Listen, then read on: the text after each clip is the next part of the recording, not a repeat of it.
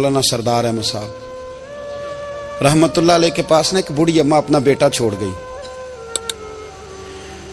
तो हजरत साहब ने को 2, 4, 5 महीने रखा। तो बाद में उसकी अम्मा को बुला के कहा कि भाई तू बेवा है, बेटा तेरा यतीम है, मैं नहीं चाहता कि इसका वक्त ज़ाया हो।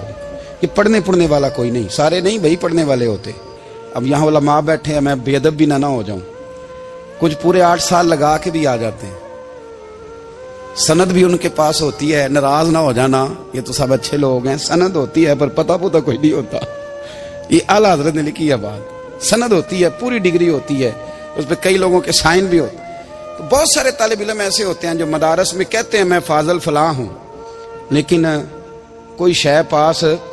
तो मौलाना सरदार अहमद साहब मुहद्दिस आज़म पाकिस्तान रहमतुल्लाह अलैह उस बूढ़ी को कहने लगे तेरा बेटा कुंद देना है, पढ़ना पढ़ाना इसने कुछ भी नहीं। तो यतीम बच्चा है, कल को तू कहेगी कि मेरे बेटे ने वक्त ज़ाया किया तो वापस ले जा। बूढ़ी अम्मा रोने लग गई, कहने लगी मैं पढ़ाने तो नहीं लाई थी, मैं तो आपको रब का वली समझती हूँ, मैं तो नौकरी कराने लाई थी। नौकरी हजरत अनस बिन मालिक कहते हैं मेरी अम्मा भी हुजूर की बारगाह में दे गई थी। तो हुजूर की बारगाह में ये नहीं कहा था कि या रसूलल्लाह पढ़ा दें, हाँ हाँ मैं जिम्मेदारी से बात कर रहा हूँ। ये नहीं कहा था हुजूर मुजाहिद बना दें, ये थोड़ी कहा था कि या रसूलल्लाह सल्लल्लाहु तआला अलैहि वसल्लम इसे मुफस्सिर मुहद्दिस मुहक्किक मुफ्ती बना दें। हजरत अनस की अम्मा कह गई थी सोनिया जब तक ये रहेगा ना आपकी नौकरी करेगा, ये घर के काम काज करेगा, ड्यूटी करेगा, हुजूर ये आपकी नौकरी करेगा। तो मेरे महबूब ने फिर दुआ कर दी, अल्लाह इसे बरकत अता फरमा। तुम समझता है खिदमत वाला खाली रह जाता है? जितना जायका खिदमत वाले को मिलता है, जो उसके नसीब में आता है, वो किसी का नसीब कहां भाई। हजरत अनस कहते हैं हुजूर ने दुआ कर दी बरकत की। मुझे तो खेती बाड़ी आती भी नहीं थी, पर लोगों के बाग में साल में 1 दफा फल लगता था, मेरे बाग में 2 दफा लगता था। हुजूर ने दुआ कर दी अल्लाह इसे औलाद दे।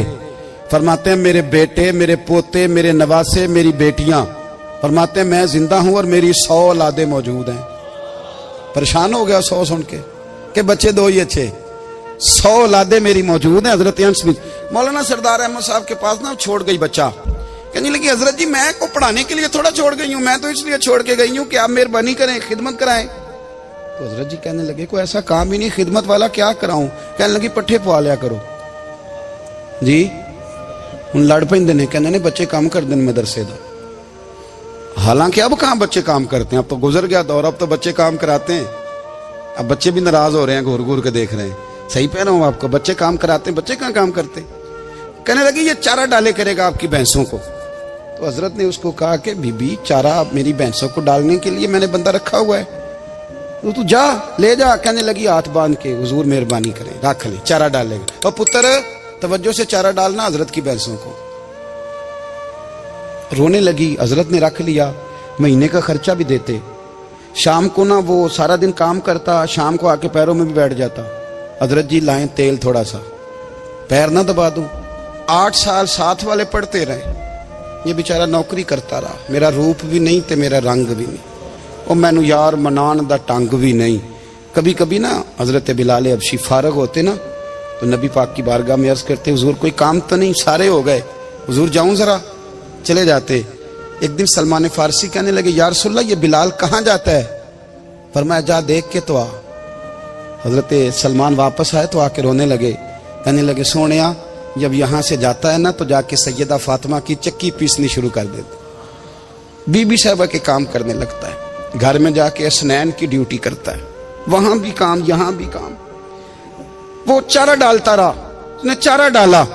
हजरत मुहद्दिस आज़म की भैंसों को दस्तारे फजीलत का वक्त आ गया, सारे पगड़ियां सजा के आ गए, आज दस्तार होगी। ये ना पीछे होके बैठ गया, क्योंकि पढ़ा ही नहीं था। तो दस्तार काहे की, दस्तार तो उसकी जो पढ़ेगा, हमने तो पढ़ा ही नहीं, हमने तो यार पढ़ा, घर पढ़ा, ड्यूटी करी। हजरत मुहद्दिस आज़म रहमतुल्लाह अलैह के यहाँ जब ऐलान होने लगा ना कि अब दस्तार होगी, तो हजरत ने पहला ऐलान उसका फरमाया। तो मत जान ला बंदा कपड़े भी कदी कदी बदल देना। वो कहते जिस हाल में भी था मैं पलट के देखने लगा कि पड़ा पड़ा है तो है, कोई शय नहीं, तो ये माजरा क्या है। पीछे से उठ के आए तो कहते हैं बाकियों की दस्तार किसी आलिम ने की, किसी सूफी ने की। लेकिन ये भैंसों को चारा डालने वाला जब आया तो मुहद्दिस आदम ने फरमाया पगड़ी के बाल को कोई हाथ ना लगाए, ये सारी दस्तार मैंने करनी है। और फरमाते हैं हजरत बाल भी देते जाते थे और आंसू भी बहाते जाते थे, माथा भी चूमते थे और फरमाते थे दस्तार के बाद चला तो नहीं जाएगा यार, मुझे तो इबादत भी नहीं रह गई, मुझे तो चाबियों को भी नहीं पता कौन सी कहाँ रहती है, जाएगा तो नहीं तू? तो रो पड़ा, कहने लगा सोने जाए तो वो जिसके पल्ले कुछ है हो, आता जाता तो है कुछ नहीं, मुझे किसने रखना है, मैंने कहाँ जाना है, इधर कहाँ, तो इधर ही रहूंगा। वो उस तालिब इल्म के सारे उस्ताद भाई कहते हैं उसने दस्तार कराई, पढ़ा पढ़ाया कुछ नहीं, पर जो मसला अड़ जाता था ना, वो जो अड़ जाता था ना, वो जाके उससे पूछते थे तो किताबें खोलने की जरूरत नहीं पड़ती थी। मौलाना अमजद अली साहब आजमी रहमतुल्लाह अलैह फरमाते हैं यकदम आला हजरत का दरवाजा खुला, ये भी मेरे आला हजरत की जिंदगी है, इसे भी देख, यकदम दरवाजा खुला तो बूढ़े इमाम के पैरों में जूता कोई नहीं और आला हजरत सर पट दौड़े। मैं करीब गया, मैंने कहा हुजूर मैं सदके जाऊं, कहां जा रहे हो? तो कहने लगे किसी ने बताया मेरा मुर्शद का बेटा रेलवे स्टेशन से गुजरने वाला है, अमजद अली देर न कर यार, कहीं शहजादा नाराज ना हो जाए, मेरे मुर्शद का बेटा, मेरे शेख का पोता, यार जरा जल्दी कर। कहते हैं आला हजरत दौड़े रेलवे स्टेशन पे, उन्हें अगर फतवे लिखने आते थे किल के रजा है खंजरे खूंखार बरकबार, तो वो ये भी कहा करते थे कैसे आकाओं का बंदा हूं रजा, बोल बाले मेरी सरकारों के। दौड़े गए रेलवे स्टेशन पे और बूढ़े शेख सदरुल शरिया कहते हैं मैंने कहा हुजूर मैं ना चला जाऊं? कहने लगे ना पुत्र, मैंने बड़ा नमक खाया उस घर का, मैंने बड़ी नौकरी करी है, मेरी अपनी ड्यूटी है, तुम्हारी तो नहीं ना। मेरे शेख फरमाते रेलवे स्टेशन पे हजरत खड़े हैं तो एक मुसाफिर उतरता, उसके करीब जाते अदब से सलाम लेते तो कहते मारेरा शरीफ से तो नहीं कोई आया? कहते वो मुसाफिर गुजर जाता, दूसरा आता तो फिर करीब जाते, कहते वो उसके आस्थाने से तो नहीं आए, उधर से तो नहीं कोई आया। कहते सारे गुजर गए, जिन मुसाफिरों ने उतरना था उतर गए, ट्रेन चल पड़ी। तो मैंने कहा हुजूर किसी ने आपको गलत इत्तला दी थी, शहजादे तो आए नहीं। कहने लगे यार इत्तला गलत थी या ठीक थी, पर यहां तक आने का मजा बड़ा है। आप समझ सकते हैं आला हजरत के दो बेटे हैं, हुज्जतुल इस्लाम मौलाना हामिद रजा खान साहब और मुफ्ती आज़म आलम इस्लाम, दोनों शहजादे इतने बड़े शहजादे थे कि दोनों अपने अपने वक्त के सबसे बड़े मुफ्ती हुए। ये भी तो मेरे आला हजरत है ना, इसको भी तो जरा समझो ना। खुशकी और फिर खुशकी और फिर खुशकी। एक दिन पीर साहब ने कहा, नूरी मियाँ साहब, कि अहमद रजा यार वो भैंसें रखी हुई हैं तो उनको ना गीदड़ आके तंग करते हैं, तो दो कुत्ते मिल जाए ना कभी, तो चलो रात को पहरेदारी करेंगे, दो कुत्ते मिल जाएं। मैं अक्सर सोचता हूं कि आला हजरत तो आलिम थे, उनका कुत्तों से क्या लेना देना। हजरत जी आपने कुत्तों की बात करनी थी तो किसी दुनियादार से करते, दो कुत्ते मिल जाएं तो जरा जानवरों की देखभाल करेंगे। फरमाया हुजूर सवेरे ही आ जाएंगे। भाई आपका तो ये शुगर ही नहीं, तो आप कहां से लाएंगे? दिन चढ़ा तो दोनों बेटों के गले में रस्सियां डाली। आला हजरत को सिर्फ आप फतवे की रोशनी में देखते हैं, आपको उस शख्स के दर्द का नहीं पता, उसके जायके का नहीं पता, वो किस स्टेज का आदमी है, स्टेटस क्या है तरीकत में, शरीयत में, इश्क में। दोनों शहजादों के गलों में रस्सियां और पकड़ा हुआ है। तो नूरी मियाँ साहब कहते हैं मैं चारपाई पे बैठा था तो नीचे बिठाल दिए दोनों बच्चे। मैं उठ के खड़ा हो गया, मैंने कहा मौलाना ये क्या? कहने लगे हुजूर ड्यूटी भी करेंगे और रोटी भी नहीं मांगेंगे। जिन्हां तना विच इश्क न रचिया कुत्ते ना थी चंगे, मालक देकर राखी कर दे साबर भुखे नंगे। किधर गया ज़ौक़, किधर गया वो दर्द? और फिर जब बारी आई रसूलुल्लाह के प्यार की, जब बारी आई नबी पाक की मोहब्बत की, तो फिर फाजिल बरेलवी का कद अगर लिखने में कमाल है ना, तो महबूब के प्यार करने में भी कमाल है। उन्होंने ना सारी जिंदगी, यानी सारी जिंदगी ये कह के गुजार दी कि इश्क तेरे सदके जलने से छुटे सस्ते, जो आग बुझा देगी वो आग लगाई है। एक सैयद साहब थे, मकान बन रहा था आला हजरत का, तो सामने ना बिल्कुल लाइब्रेरी थी। तो जब मकान बन रहा होता है तो तब सारे मिस्त्री मजदूर अंदर ही होते हैं, तो सबका आना जाना था, सब लोग आते जाते थे बिला झिझक। तो वो सैयद साहब भी एक दिन आ गए, सामने लाइब्रेरी में मिले, फिर चले गए। कुछ दिनों के बाद घर मुकम्मल हो गया, अब औरतें भी आ गईं। तो शाह जी को पता नहीं था, वो पुराना ही माहौल समझ के ना, मौलाना जफरुद्दीन बिहारी कहते हैं पुराना ही माहौल समझ के तो अंदर आ गए। और जैसे ही अंदर दाखिल हुए, सामने घर की औरतें देखी, तो शाह जी माजरत माजरत माजरत करते परेशान हो गए।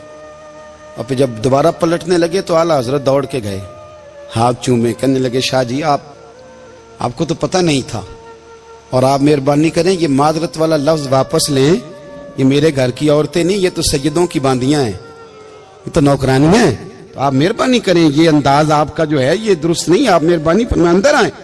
और फिर सारे खानदान को लेके पर्दे के पीछे खड़ा किया और कहने लगे शाह जी को गलती लग गई, उन्होंने हमसे माजरत की, अब हम सारे मिलके उनसे माजरत करेंगे, इसलिए कि ये रसूलुल्लाह का खानदान।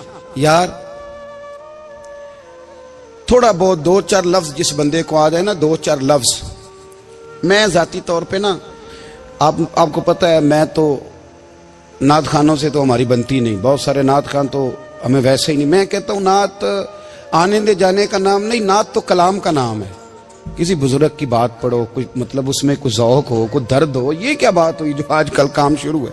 लेकिन आपको पता है हम नात खां की भी इज्जत करते हैं। मैं जिस नात खां से नात सुनता हूँ, मैं दिल की कल्ब की गहराई से उसका हया करता हूँ, मैं इकराम करता हूँ, अल्लाह जानता, मैं एहसास देता हूँ, इसलिए कि मैं समझता हूँ ये जब बोलता है ना तो मुझे मदीने वाले की याद आती है, ये नबी करीम की याद दिलाता है, तो इसका एहसास है। आला हजरत फाजिल बरेलवी रहमतुल्लाह ताला अलैह ने नबी करीम से मोहब्बत की और हुजूर सैयद आलम सल्लल्लाहु अलैहि वसल्लम से ताल्लुक रखने वाली हर शय से मोहब्बत की। उन्होंने अपने ज़ौक़ को कभी फीका नहीं पड़ने दिया, सारी जिंदगी रसूलुल्लाह सल्लल्लाहु अलैहि वसल्लम का प्यार। थोड़े दो चार लफ्ज मेरी तरह किसी शख्स को आ जाएं तो वो अदब अदाब के दायरों से निकल जाता है, वो हर चीज को किलो काल के जायके में रखता है।